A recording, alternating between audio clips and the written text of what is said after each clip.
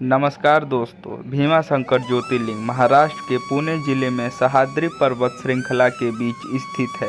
चारों तरफ फैले घने जंगल, पहाड़ियाँ, झरने और शांत प्राकृतिक वातावरण इस जगह को बेहद खास बनाते हैं। लेकिन इस स्थान की पहचान सिर्फ इसकी प्राकृतिक सुंदरता से नहीं है।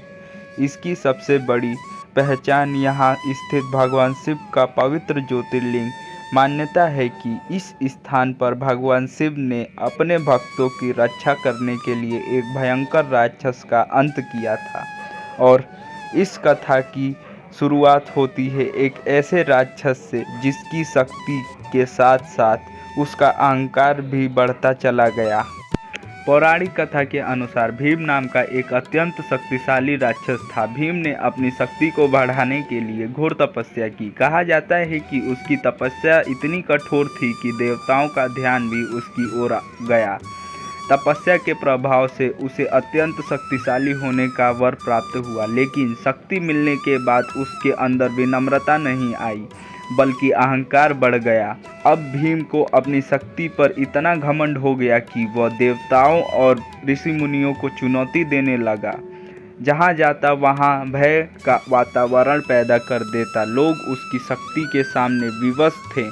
धीरे धीरे उसका अत्याचार इतना बढ़ गया कि चारों तरफ लोग भगवान से उसकी मुक्ति की प्रार्थना करने लगे। लेकिन भीम को यह नहीं पता था कि उसके सामने जल्द ही ऐसी भक्ति आने वाली है जिसके सामने उसकी सारी ताकत समाप्त हो जाएगी। और इसी कहानी में प्रवेश होता है एक शिव भक्त राजा का।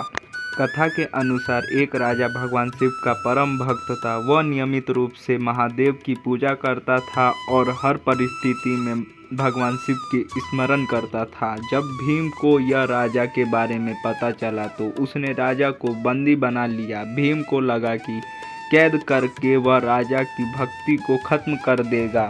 राजा को कारागार में डाल दिया गया। लेकिन यहाँ भी एक बात सामने आई, भगवान शिव की भक्ति की दीवारों के अंदर कैद नहीं किया जा सकता। राजा ने कारागार में ही मिट्टी से एक शिवलिंग बनाया।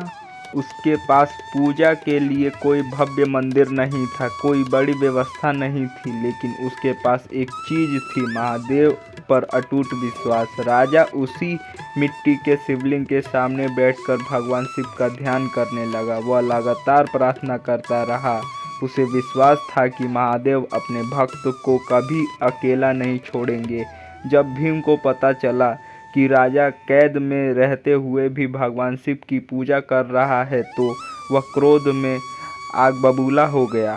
भीम तुरंत राजा के पास पहुंचा। उसने राजा को आदेश दिया कि वह भगवान शिव की पूजा बंद कर दे, लेकिन राजा ने भीम की बात मानने से इनकार कर दिया। उसने अपनी आंखें बंद की और भगवान शिव का ध्यान करता रहा। भीम को क्रोध बढ़ता गया। आखिरकार उसने उस शिवलिंग को नष्ट करने का फैसला कर लिया। उसने अपना हथियार उठाया और जैसे ही शिवलिंग पर प्रहार करने के लिए आगे बढ़ा, अचानक वहां एक अद्भुत दिव्य प्रकाश प्रकट हुआ।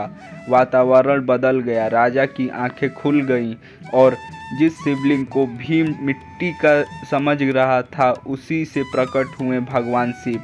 महादेव ने अपने भक्त की रक्षा के लिए स्वयं वहां प्रकट होकर भीम को चुनौती दी। अब भीम के सामने कोई साधारण योद्धा नहीं थे, सामने थे स्वयं भगवान शिव।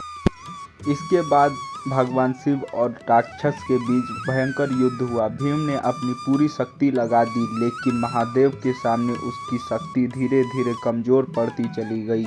युद्ध इतना प्रचंड था कि देवता और ऋषि भी इसी दिव्य घटना का साक्षी बने। आखिरकार भगवान शिव ने भीम का वध कर दिया। जिस राक्षस के नाम से लोग कांपते थे, उसका अंत स्वयं भगवान महादेव के हाथों हो चुका था। भीम के अंत के साथ ही वहां रहने वाले लोगों को उसके अत्याचार से मुक्ति मिल गई। इसके बाद देवताओं और ऋषियों ने भगवान शिव से प्रार्थना की, हे महादेव, जिस स्थान पर आपने हमारे संकट को दूर किया है, कृपया यहीं सदैव निवास करके और अपने भक्तों की रक्षा करें। भगवान शिव ने उसकी प्रार्थना स्वीकार की और इसी स्थान पर वे ज्योतिर्लिंग के रूप में विराजमान हुए। यही पवित्र स्थान आगे चल के भीमा शंकर ज्योतिर्लिंग के नाम से प्रसिद्ध हुआ।